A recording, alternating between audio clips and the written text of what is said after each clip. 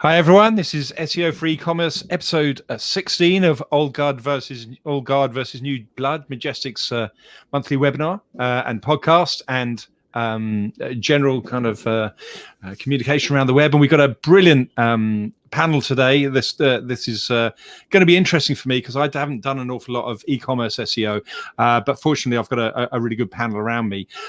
So why don't I bring them in and ask you guys to introduce yourselves. Tell us where you're from. We got the old guard this time is Chris and myself, and the new blood is Emma and Kristina. So I'll start with the old guard. Chris, tell us about yourself and where you come from.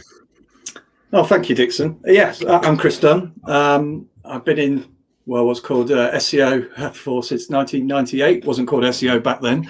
So I think we met in 1999. We met in the last century. Yeah, absolutely. Yes, that is bizarre, isn't it? Yeah, it was things like Alta Vista Excite were all the rage back then. Not even Google really for my first year of doing this discipline. Fast forward 22 years, and I'm now in my third startup and two successful startups along the way. And the startup's called FoundIt.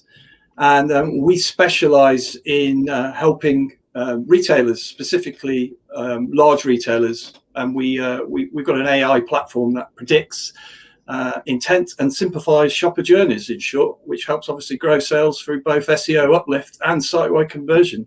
And that's across all channels. So it's not just SEO. Very good. Sounds good. We might have to find out a little bit more about that if we've got time. So, Emma, why don't you tell us who you are and where you come from?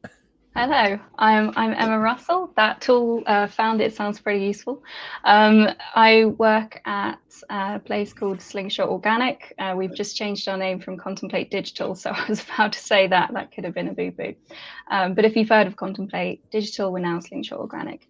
And we're predominantly a tech SEO agency, but we do content strategies as well with more of a technical spin on them. So yeah, here for the tech e-commerce SEO. And how old were you when Chris and I met? What was I? You don't have to answer that.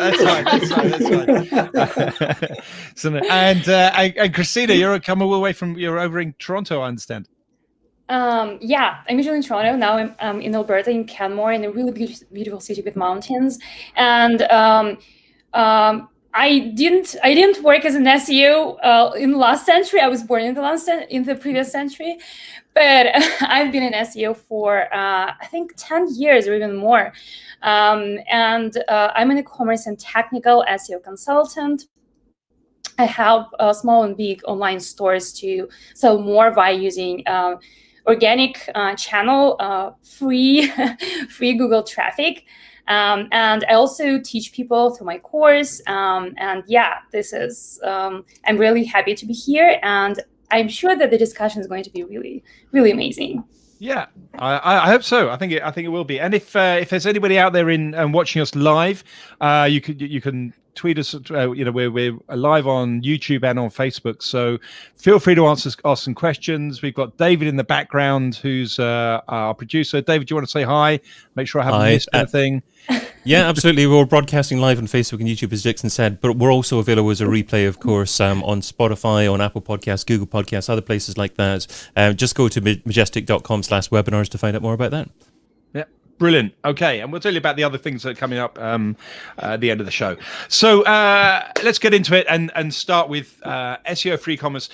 First and foremost, why is SEO for e-commerce different to SEO for anybody else in the world? I do SEO. Why? I do some SEO, but probably not the best. Why is it that SEO for e-commerce is different? I don't know who wants to take that. Emma, I'm going to go with you first. What's the difference between those two? Okay. Difference between e-commerce SEO and other SEO. Yeah, I guess your blog or whatever, your standard. Gotcha. Yeah. Well, I mean, let's talk about tactics and things you can actually do and optimize for. The things that you do are completely different. I mean, let's say you have a blog versus an e-commerce site with filtering. you don't have to deal with anything like long tail categories, how to index deeper into your left-hand nav or your narrow buys. You don't have to consider that at all with the blog unless you have some kind of category situation and you have a lot going on in there. Otherwise, you can probably have a much simpler navigation. So there's a lot to factor in and think about when it comes to e-commerce SEO that you wouldn't necessarily encounter on other types of sites, like a blog or Pharma. Or so the sheer number of URLs that you've got in the system is a massive, great big factor. Okay. Yeah, I mean, you can scale very quickly, and that can become a massive challenge. So scale, I guess, is definitely something that you'd have to think about that you don't necessarily have with other types of site. Kristina, anything to add on that? Yeah. So I agree with Emma, and I would also add that one of the things that differentiates e-commerce type of websites, and when I say e-commerce type of websites, I'm not only meaning online stores, but also dealerships. They are also e-commerce type websites, and because they have filters, they have SRPs like categories in an online store, and also kind of marketplaces. And one of the biggest challenges is flexible stock, especially if we are talking about a big store. So when, for example, we talk about a blog or let's say B2B website, you have your let's say blog pages, service pages, and they are mostly static. While when it comes to e-commerce type website, especially those that are bigger, you have stock coming in and products coming out of stock, and you should have processes in place to control it from the SEO's point of view. This is one of the biggest things.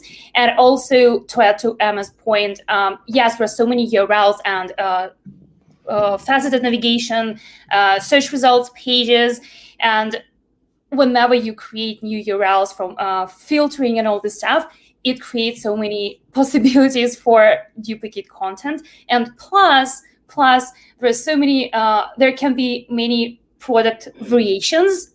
And I really love talking about that. There can be many product variations, and sometimes it's not worth to create a separate URLs for those products. And so that causes duplicate issues. And one of the other things that can potentially cause duplicate content is that there are subcategories which belong to multiple categories, and they have different URLs but list the same products. So this is basically a quick overview. Yeah. Okay. We'll come back to a couple of those because I think those that you've picked out, some of the major ones, and I certainly want to come back to the stock one because that's a really useful one. But before I do that, Chris, is there any something that's been burning in your head to shout out on top of those? I think both the ladies have nailed it. Yeah, scale. It's absolutely, the scale is where e-commerce really makes it completely different to anything that you do.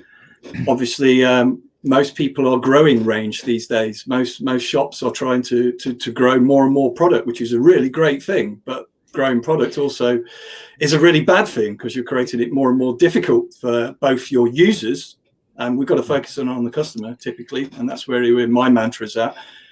Is focusing on the customer, and obviously if you focus on the customer, you've also got to focus on the search engines as well, and that in itself is where the difficulties lie. I mean, you ladies have touched on all the sort of classic problems, facet navigation, the one size fits all. You're dealing with what you've inherited quite often. The search engines on the site, you're dealing with what you've inherited. Dixon, you'll remember Vignette and Blue Martini, those sort of e-commerce systems, absolute nightmare to work with as an SEO. Unusable. Absolutely. So I'm glad things have got better, but life is still pretty damn tough. So you do need a damn good strategy.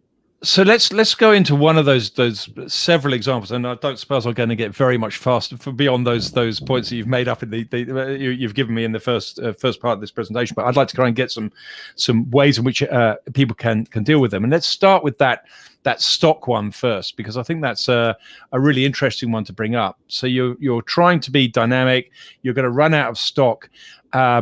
assuming you can, technically set things up, what's the ideal situation for, when you've come out of stock? How do you tell Google that you come out of stock? Do you deliver a 404 page at that URL? Do you then deliver a generic out of stock page at that URL?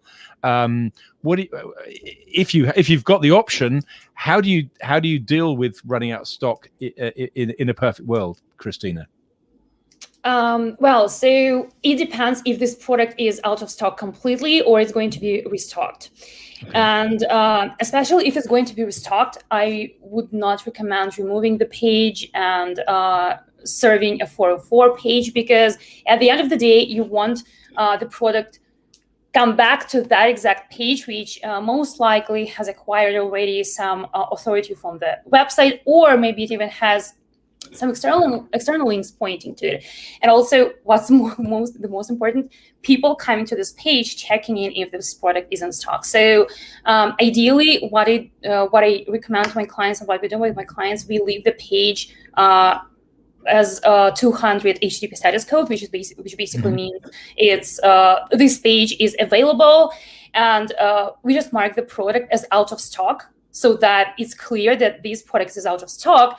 But there is a possibility that there are other products which are related or products that are similar that are in stock. So instead of saying, oh, this product out of stock, and go to our competitors, because you basically you spend lots of money acquiring people and coming to your website. But then if you show them the just 404 page when your product is out of stock, you just lose this and you waste this money. So instead of this, you make sure that you provide this user journey that shows that, okay, there are other products that you might be interested in, or if this product comes in stock later, you also set up notifications so that people can subscribe to back in stock notifications and get emails when the product is in stock. So that's basically how I approach situations when the product is out of stock temporarily. I can talk about permanent out of stock, but maybe no. Let's stick with that one for a while. I've got a question about it, but maybe Emma or Chris will come in with some other ideas on that. Would you agree with those, or got different strategy? Or sure, yeah, no, that's actually quite a really great point. So what Kristina mentioned there is brilliant, with sort of giving the opportunities for customers to see products of equal sort of merit. We've actually developed a piece of kit on this. It's something that we've done quite recently. We had one of our customers is a big luxury fashion retailer, global, probably the biggest. They was getting a significant amount of traffic a day to products that have recently just fallen out of stock. And one of the things that we did, and we automated this, so this is a completely automated piece of kit. We understood the customer intent of that particular product that was out of stock. We've already mined that. We know what they wanted, so the language of the customer. From that, we could work out which are the most revenue relevant driving products. So we could then deliver a sort of product carousel, which will then give the width of giving more products in terms of that. But equally, we knew the search terms that they came in on, and we could then give. So for example, it was a black dress. And we could then go, well, black dress, it could be party, it could be little black dress, it could be, the SEO goes into the bar, all of those sort of search terms. And we could then give the user the opportunity to go back up the funnel and back into the journey via a nice clean link, all automated, all distributed on the site. And that actually showed quite a phenomenal percentage. So in your one, they probably wouldn't realize that the product was out of stock anyway. No. Actually, the way the template is done, it's all the template says this product is out of stock. Here is some options of products that are of that ilk, but equally, here's a link back up the funnel to see that. If you want to see the product, it's still there. Yeah. Okay. So the content is still there. In short. Very impressive. Because the one thing I was worried about with Emma, maybe you can come back on this, is that if you find, so Chris mentioned at the start, that people are getting more and more stock now, and what is probably happening is that they're now going straight from warehouse to end user without going via a store anywhere. So they don't need to worry about individual stock in the store. They can hold up more stock in a central location and deliver it. So my question is, though, if you've started to develop that process and Google starts to continually see out of stock on the page, is that going to cause a problem if Google suddenly sees, or if a search engine sees that stock is not there and there's a very similar response coming back all the time? Is that a problem, or can we get around that, or does Google not care? So before I answer that one, I actually wouldn't mind going back to just address something about out of stock strategy. I think as SEOs, we often come up with an ideal, and the ideal will just have SEO in mind. And sometimes we don't necessarily think about the wider goings on with the business. But sometimes it actually causes some issues for us. So one example of this is the point of service system linked in any way to how we actually populate products on site. So for example, in one of my previous roles, this was the case, and we couldn't take a product down until the returns period was over, because the point of service system was linked completely by this one system that was driving what was on site and the messaging on site and the point of service system, point of sale system rather. And so we couldn't take a product down from the site until that legal period of returns was over, because otherwise somebody wouldn't actually be able to return the product. So I think it's interesting, and I completely agree with everything that Kristina and Chris has said. But I think it's interesting to take in other factors like the logistics in mind that might actually hamper us and block us from doing the ideal. Yeah, I get that. I guess that happens quite a lot, really. So, yeah. Okay. Does anyone want to answer my question of, if you keep on hitting out of stock things too heavily, can that be a penalization in search engines, or is that not something that's a big thing in SEO in SEO for e-commerce? Google just takes it on the chin. Not that I've just witnessed of recent times. All we've seen is if you give the user a better journey, then those signals will flow back, and we've actually seen better performance from those sort of things. You obviously could start using your schema markup as well, so you can tell the search engines that this product is out of stock. You can tell the search engines, this is a price, is it temp, and also you can deal with it if it's coming back in the future as well. Okay, that's quite interesting that you've got an out of stock option in the schema. That's Schema's bloody cool these days. It is. Yeah, makes life so much easier, right? Yeah. I bet for e-commerce, it's a huge. However, huge it's still undervalued. It's still not being used. I mean, it drives me nuts. Well, I mean, I guess e-commerce systems have got to actually have developers building in the ability to add them, because there's just too much to do manually.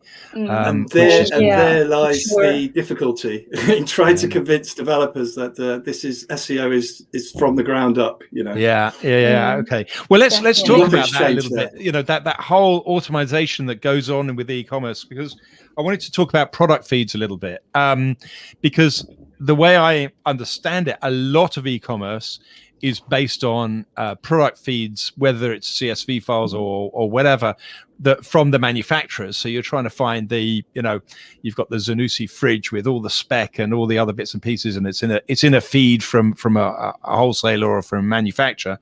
But presumably all of the e-commerce, all the people that are reselling this have exactly the same data, don't they? So they've got the same feed. So does this cause duplicate content problems for a search engine and for the website owner that's trying to sell their Zanussi fridge instead of somebody else's Zanussi fridge? Are there real problems with product feeds, or has that been ironed out as well? Who wants to take that one first? Anyway, go on. If that's okay with everybody else. Yeah, go for it. Cool. I think you have duplication at two different levels here. Firstly, duplication, let's say you've got two feeds coming in. Do you have product duplication or variant duplication? That's a huge issue and it can be difficult to iron out. I worked on an affiliate site that had feeds from, I think, 20 different companies selling very, very similar products, and ironing out the deduplication there was actually quite tricky, because one company will refer to a product as one thing, one product will refer to it as another, and it gets tricky quite quickly. So you have at one level duplication there, and then you have duplication with all of the content. And again, if you're working with scale, then that's when it becomes really tricky, because how do you actually differentiate yourself unless you're automating content or you have some kind of really quick and easy way of differentiating your site from a different site. And that can be the content on the page, or it could be something else, like your positioning in the market, your branding, ease of use and things like that. I think it can definitely be a problem, but you can overcome it with other things or by deduping the page itself and the content on the page itself. Any other thoughts from Kristina? Yeah, I can add a little bit to this. So definitely, as Emma brought up really interesting thing, and I think there is no exact answer in SEO, right? It depends. But that's because you need an SEO, because in that situation, as Emma pointed out, you're not going to find an answer in a blog post, let's say, do this, because in your particular situation, it might be different. You need a brain behind this to basically create a customized approach for your store or for your affiliate website, whatever. But basically, a really good approach, and I'd say best practice approach would be to have Okay, let's step back for a second. A duplicate content is considered on the page level. So basically, Google considers the whole page to think if it's duplicate or not. And first of all, one page on one website will be different from another page on the other website, because it has the different navigation, it has different content blocks, and so on and so forth. So if you have the same images, which is not ideal, but still it doesn't mean that your pages with other reseller will be identical, right? This is the first thing. And the same goes about the content itself, the text, the specs, because the specs, you just can't remove them. Everybody is interested in how big their refrigerator is, right? They need to have these dimensions and specs. But then what happens, you can add reviews options to your pages. And when it comes to reviews, if these are reviews specifically for your product or for your store, these are going to bring you more unique content versus all your competitors on all other resellers.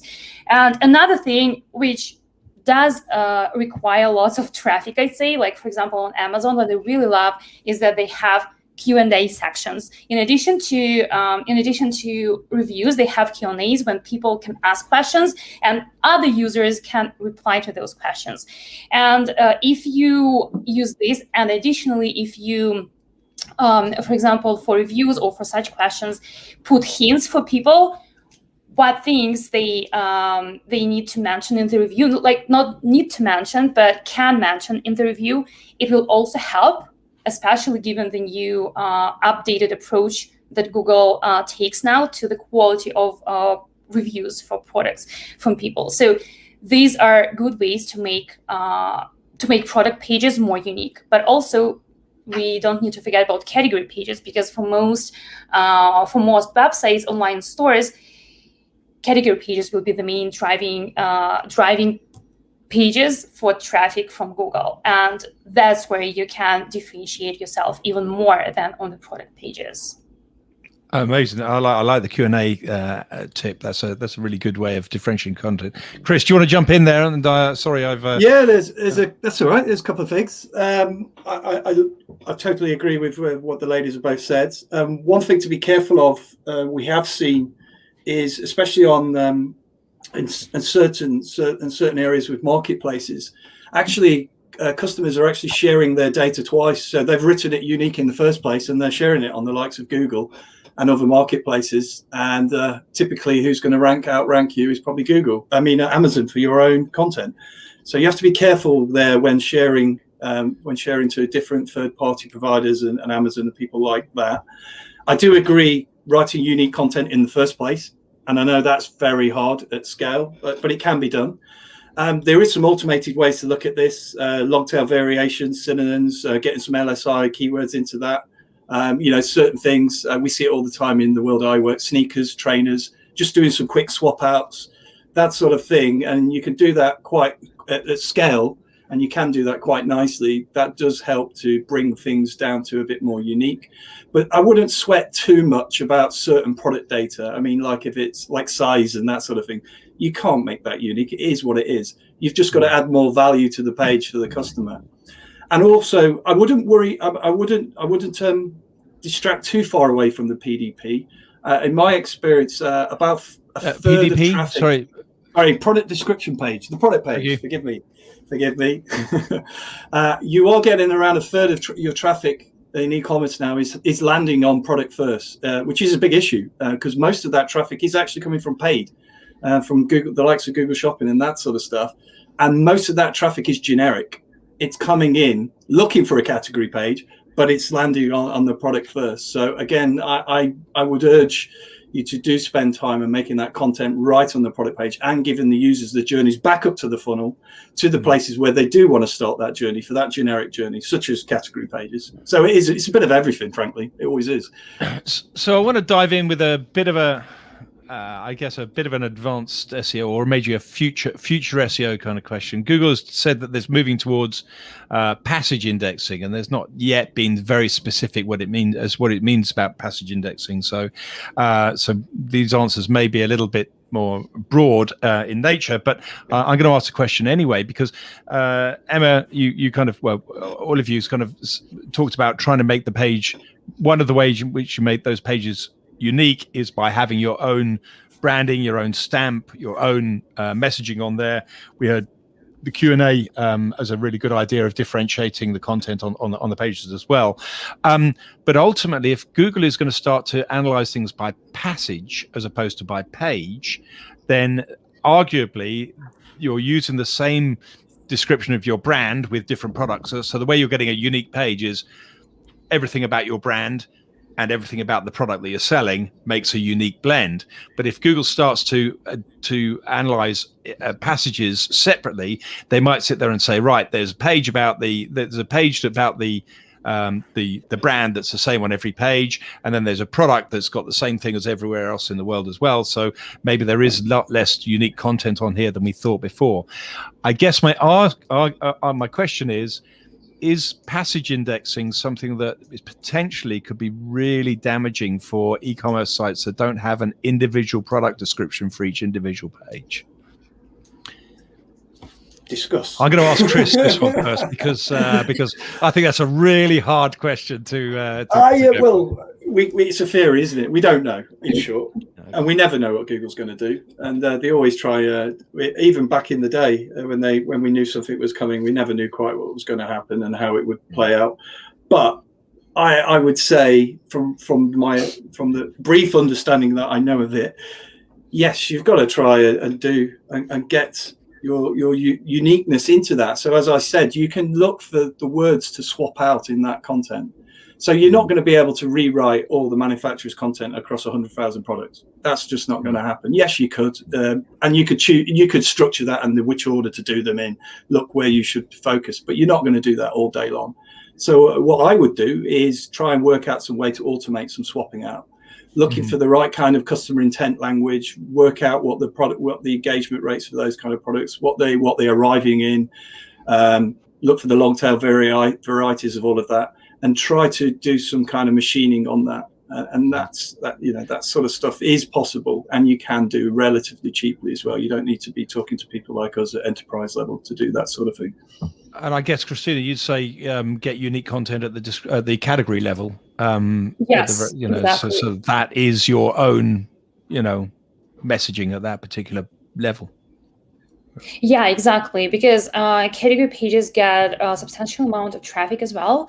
And I'm a big fan of creating long tail, basically subcategories, subcategories to target long tail keywords. But when it comes to passage indexing, exactly as Chris said, we don't know. We can guess, but we don't know. But one thing that I'm 100% sure about is that it's not going to happen overnight. Because just think about, for example, speed, importance of speed, right? Google started talking about this, I think 3-4 years ago.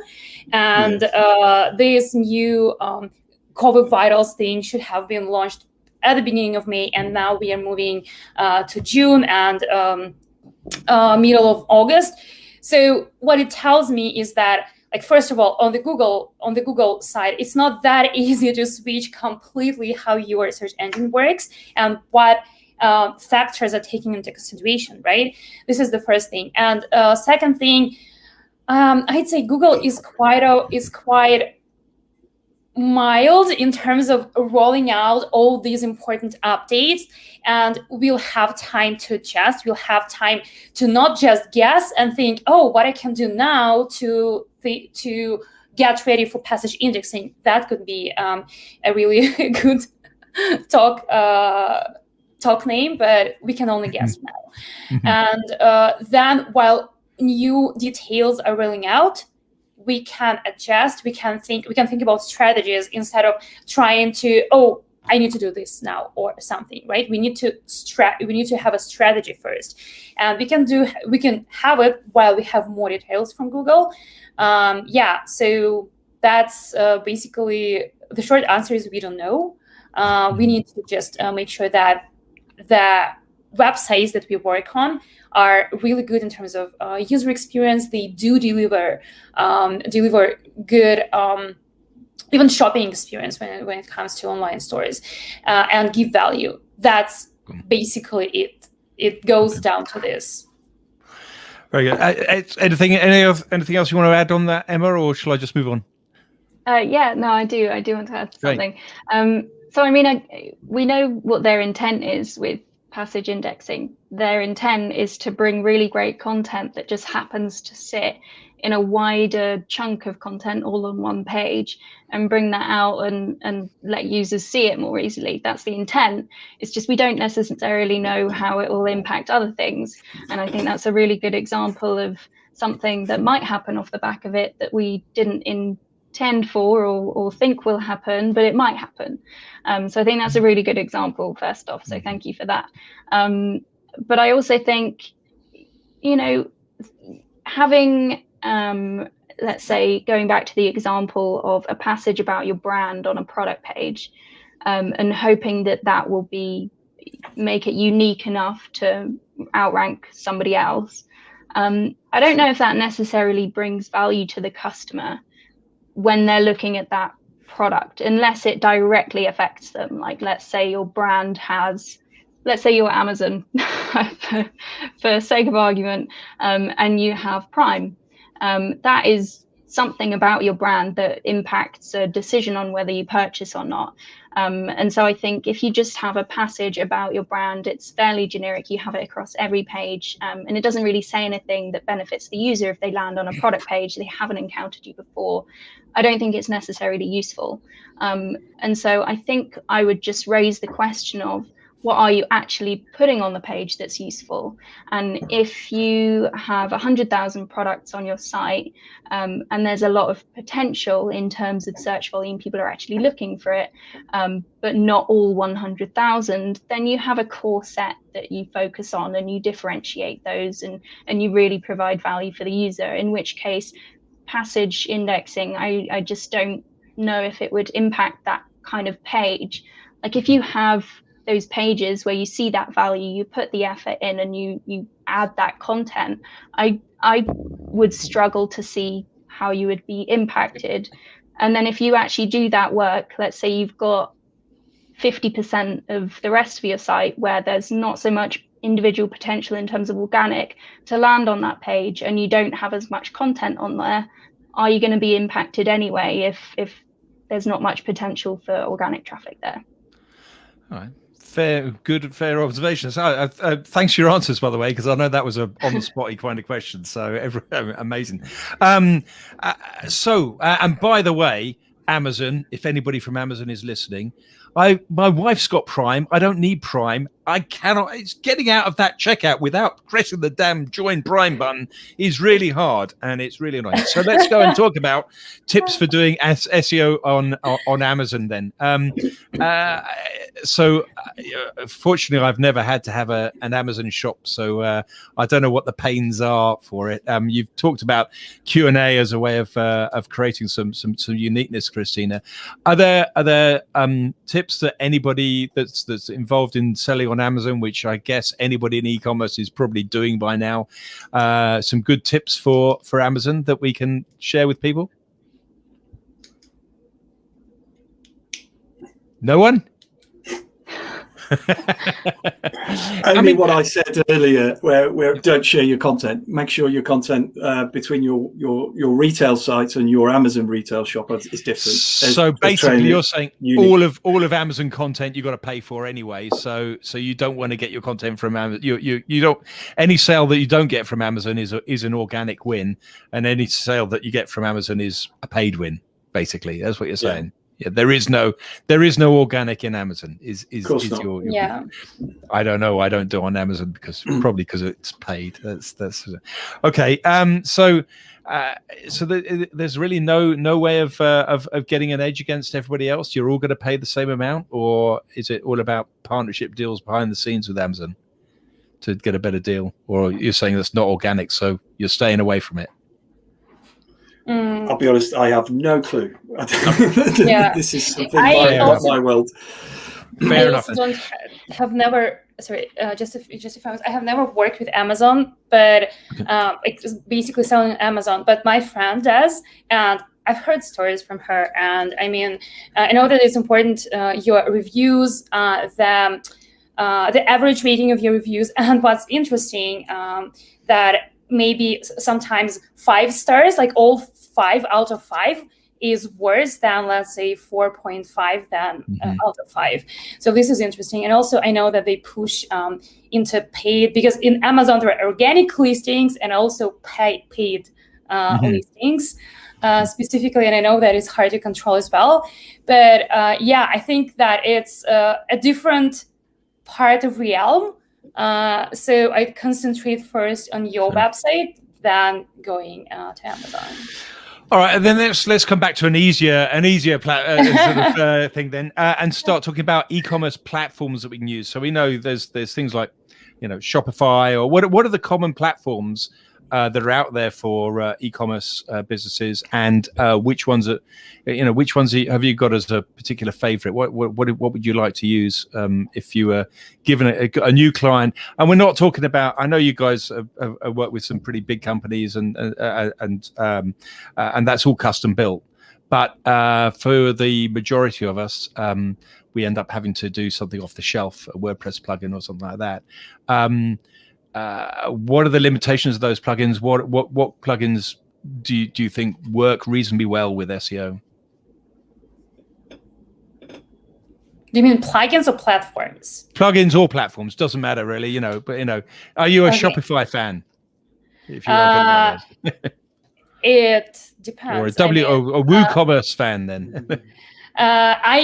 So the 3 most common e-commerce platforms that I come across are Magento, Shopify, and WooCommerce.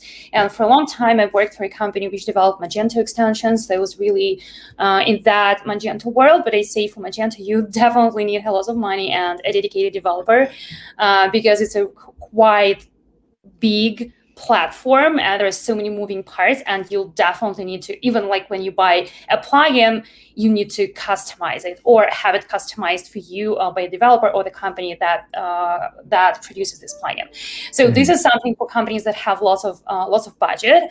And also Shopify on the other end is Shopify is for people who are not tech savvy, which is fine, but this is it has limitations like editing robots.txt, which kind of makes sense because you want to make sure that everybody, that nobody just gets their website disallowed in robots.txt, right? Because as I said, it's created not for tech-savvy people, and it's really easy to set up your story. There are different plugins for adding, for example, schema, etc., etc. And in the middle of it is WooCommerce. And if I created my own store, I would go with WooCommerce because it doesn't require that many development resources as Magento. But at the same time, it's customizable enough because it's basically WordPress. And there are so many plugins for WordPress, and specifically for SEO, you can use Yoast or Rank Math. And at the same time, it gives you lots of flexibility. And but it requires some tech saviness still. Okay, that's a good way of differentiating those three things. If you don't know anything, use Shopify. If you've got a developer, use Magento. If you're in the middle and you've used WordPress a lot, use WooCommerce. And big store, because Magento, you don't go with Magento if you have 3 products. It's a good tip to know. It's a good tip to know because I'm sure there's plenty of them dived in the deep end. And Chris, Emma, anything you want to add on there? To be honest, I've only ever worked with the big ones. You've always been a big, big end kind of. Sorry, yeah. Lots of products, big sites. That's not a problem at all. That's not a problem. Okay. Although I will say, something like Salesforce, which is monolithic, I think it's so rigid. I think for an e-com store, if you're on Salesforce, I think there's much more flexibility coming up in the market with newer platforms that are likely going to be headless if they have that flexibility. Yeah. And I think that flexibility is needed. I haven't seen a platform that is perfect for SEO, and I think that the lack of flexibility is a big problem with them. Big problem with the monolithic ones like Salesforce. I mean, implementing left-hand nav long-tail categories on Salesforce is a nightmare, right? It's tough. I agree with you. Yeah, it's a much of a muchness.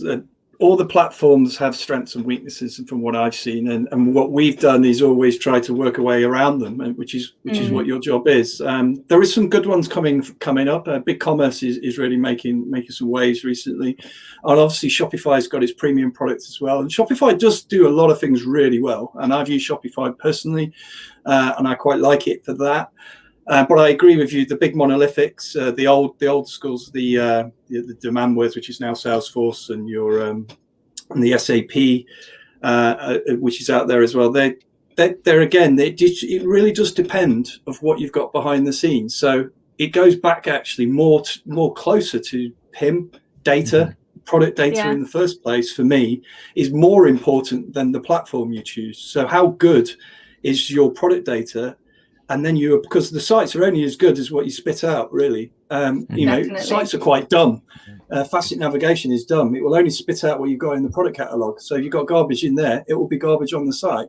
So for me, or if you're going to do hard work, put the effort into your product data, getting your right kind of product set up in the background, and you could chuck on any platform on the front, and it would be beautiful compared to most. I found this an absolutely fascinating session. I've got to say, before we just ask you where people can find out more about you guys, David, can I bring you back in and find out if there's anything we need to know about the next sessions and what's coming down the pipe? Sure. Wonderful session, as you said, Dixon. A lot of people were watching live. We didn't have much interaction, many comments. I think many people were just glued to the screens there. But we've got another wonderful session coming up in a month's time, as you said there. That's going to be on Wednesday, the 2nd of June at 5 p.m. BST, 12 p.m. Eastern Time. And that's going to be what you need to know about Google's Knowledge Graph in 2021. We've already got Dan Taylor and Jason. I won't have to have a Dunn advert behind me then, because I'll have moved house. So I'll be in my brand new office, I hope. Well, touch wood, I hope. Anyway. Superb stuff. So Dan Taylor and Jason Barnard confirmed for next month's episode. Of course, if you're listening to this on the podcast, remember we stream live as well. So go to majestic.com/webinars to watch the next one live. That's right. So guys, it leaves me to say thank you very much. But where can people find out about anything that they want? Emma, where do they find out about you and get hold of you? Want to talk more? Sure. You can find me on Twitter at MLRuss, so EMLRUSS, or go on the Slingshot Labs website. Excellent. Chris? Sure, yeah. You can find me at FoundIt.com. You can also get in touch through our Facebook platform and our Twitter handles, which is all #FoundIt. With an exclamation mark, and we'll be gladly helping anybody that has trouble with findability on their websites with large retailers. We love you all. Brilliant. Kristina, where do we find your courses? So you can find me first on Twitter. I'm really active there, and my handle is Azarchik, CK at the end. My company is MarketingSyrup, so you can find the website as well, MarketingSyrup, and I list the services that I provide there, including e-commerce SEO. And if you're interested in learning SEO, there is SEOchallenge.co, and you can go there and start from it. That's brilliant, and thanks to the audience that's putting chats in the live feed. Thanks very much for giving us some feedback. We do like to know that there's people there live, which is good. So everyone, thank you very much for coming in. Internet world and everybody out there. See you next month. And again, thank you to the guests. I really learned a lot today and had a good time. So thank you very much indeed. Cheers. Thank you.